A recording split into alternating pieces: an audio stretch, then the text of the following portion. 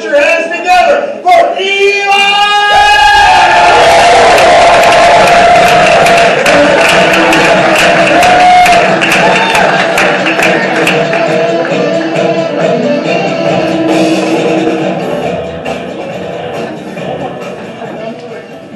How's it going, everybody? Yeah, my name's Eli. I like to travel, and I used to think that having a fear of flying was an irrational fear. But now that I have classes with aerospace engineering students, I can tell you it's definitely rational.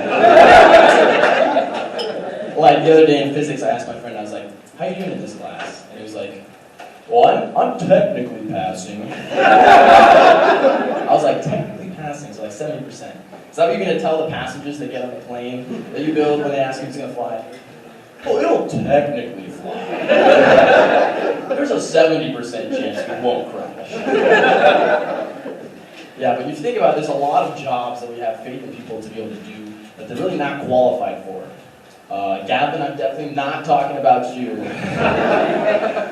Like every time I go to Six Flags, I see the guy hopping in the roller coaster, I just wonder, where did they find this guy? And it's like they just went up to the local crack house and were like, "We're hiring!" The guys in the corner like, "Oh, I'm down."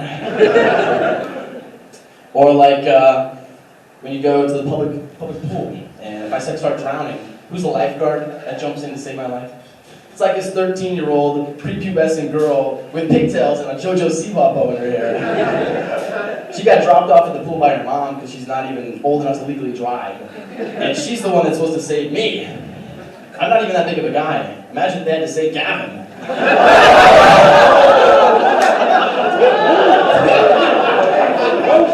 I expect that from Jenna, man. Yeah.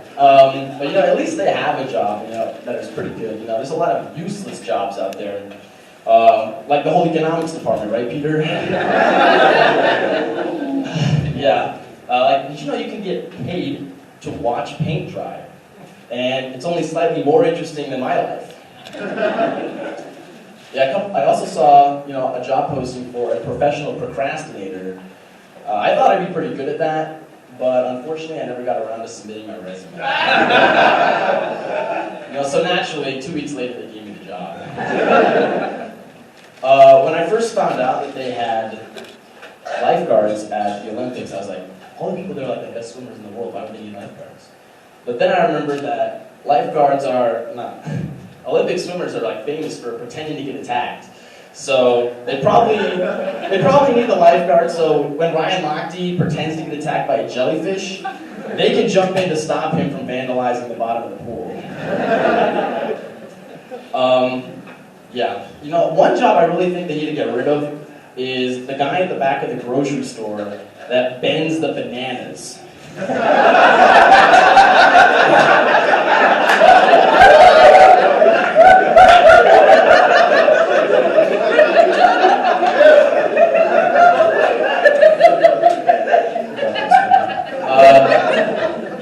Every once in a while you'll get those bananas that they didn't find, that they didn't get to them, okay?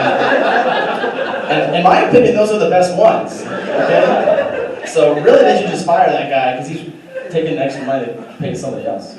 And if you're out there in the crowd and you're still trying to figure out if that's actually a real job, then you should probably just go back to your economics classes. One job I think needs to mention here is high school Spanish teachers. And nothing against high school Spanish teachers, but I just don't think there's anybody that knows Spanish from high school Spanish classes.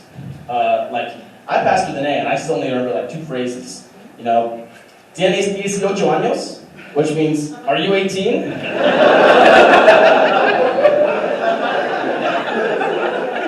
And necesito un abogado, which means, I need a lawyer.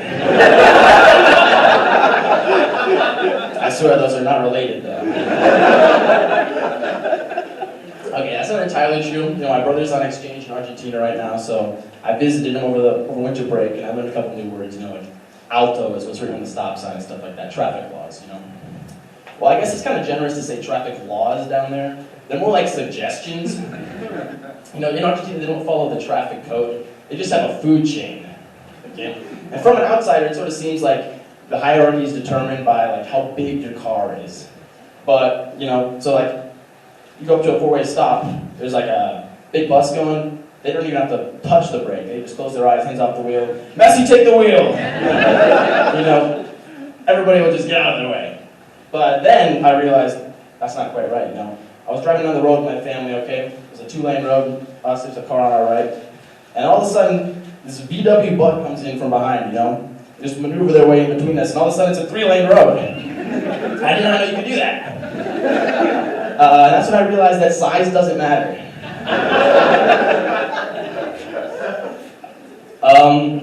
So, you know, a couple months ago, I was watching some sweaty guys in tight clothes groping each other. I don't know what you're thinking about, but I'm talking about college wrestling. And from that description, you can kind of tell it's not the greatest spectator sport, unless you're Matt. He's gay.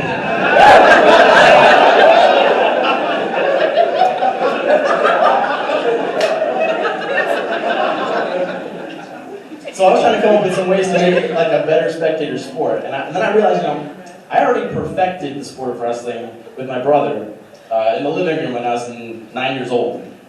So I think the first step is you gotta put obstacles on the mat, okay? You got a couch, coffee table, TV, end table, lamp, okay? So at that point, not only is it just more interesting, it also evens the playing field, okay? You know, my younger brother was always at a disadvantage, but you can always pull out, you know, the classic younger sibling move. You know, you get on the couch and you just sort of like kick your legs up like this. Like, every younger sibling knows that's like unstoppable, okay? I mean, you literally have a leg up on your opponents, okay? Another thing I would do is get rid of refs, okay? I just hate refs, okay? So, no refs in the game, but there will be, you know, if you knock the lamp off, you know, that's when the moms come out, okay? Imagine, you know, David Carr's mom coming out of the stand. Who broke my lamp?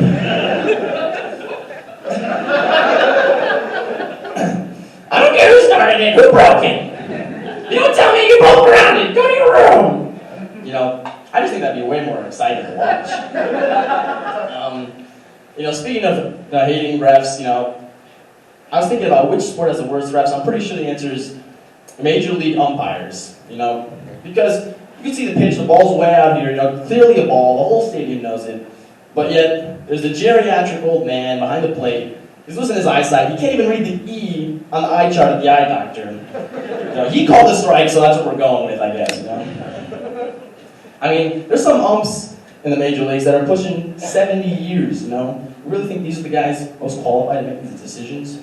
I mean, I can't think of another situation where we give an unqualified old man that much power.